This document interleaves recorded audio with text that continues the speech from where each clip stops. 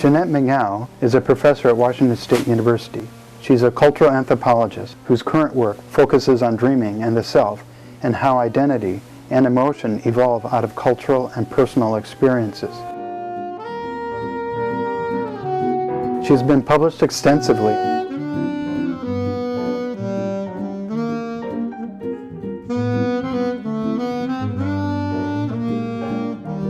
and has particular expertise with Pacific cultures, Bali, and especially Samoa, where she lived for many years. But it was dream theory that I was interested in talking with Jeanette about. Where else does the muse seem to reside then within our dreams? I'm curious what you have to say about the creative culture of the Pacific Islands. For a long time, Bali was my favorite culture because it is so dedicated to the muses. Everyone in Bali is an artist. So their relation to it all is different than mine in an interesting way, which is they're all artists in Bali. They're all practitioners. You know, they're not just creative, they're artists. And so like the guy at the bar, the guy behind the bar, while he's watching the performance for the hotel of the dance group, he's there sort of doing this, looking at what they're doing, thinking about how he would do it. I'm just dazzled when I'm in a situation like that. It's funny, that's not necessarily the way I feel at a Western museum. At a Western museum, I want to go home and the pieces that I relate to strongly, especially the simpler ones, I want to go home and try to make it. I don't let myself do that because I can't do that and do what I do too. It takes all my energy, it takes dedication. But I think maybe someday I'll let myself do that. Whereas in Bali, I don't have that relation, and I guess that's because I didn't grow up there.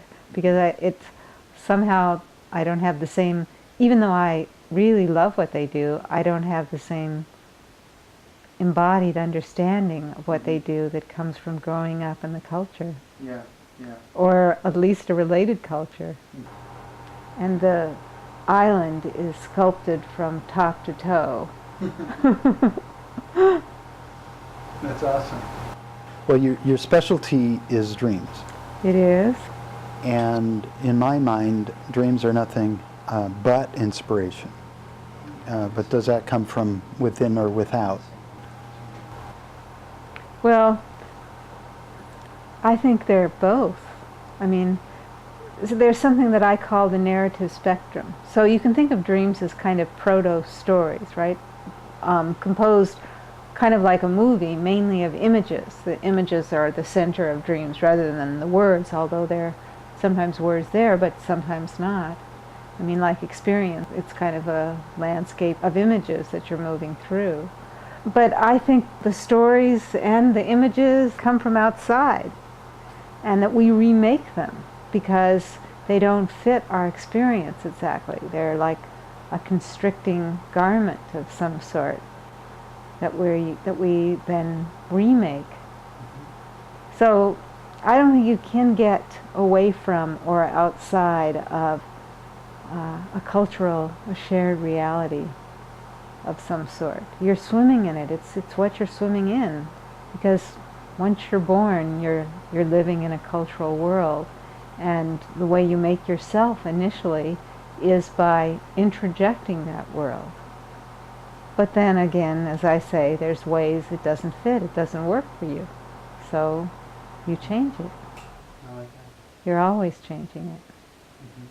And I think one of the places you do that most importantly is in your dreams.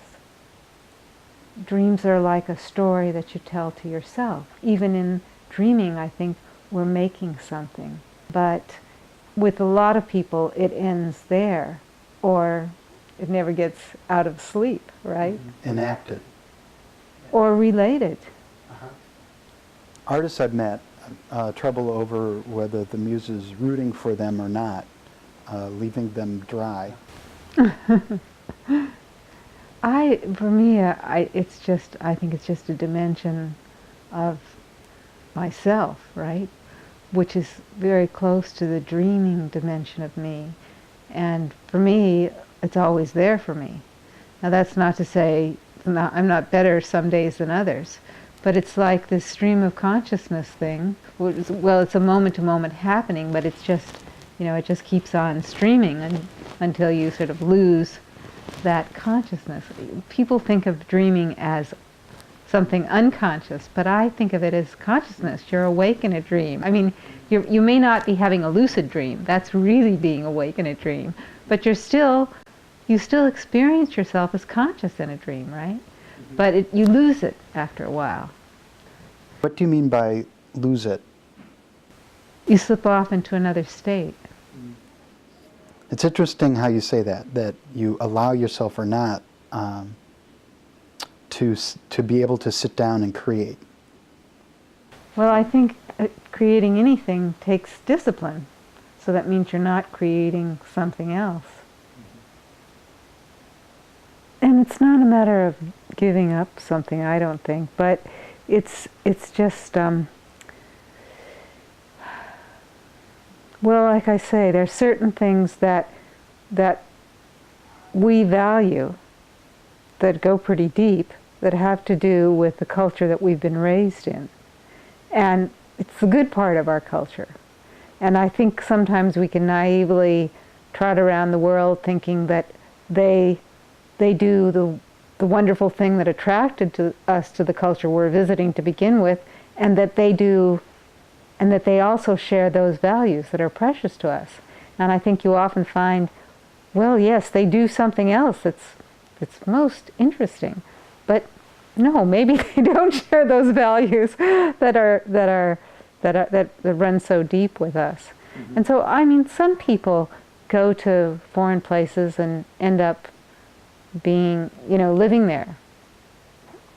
But most people, after a while, especially when they get older, I think, they get a yen to come home.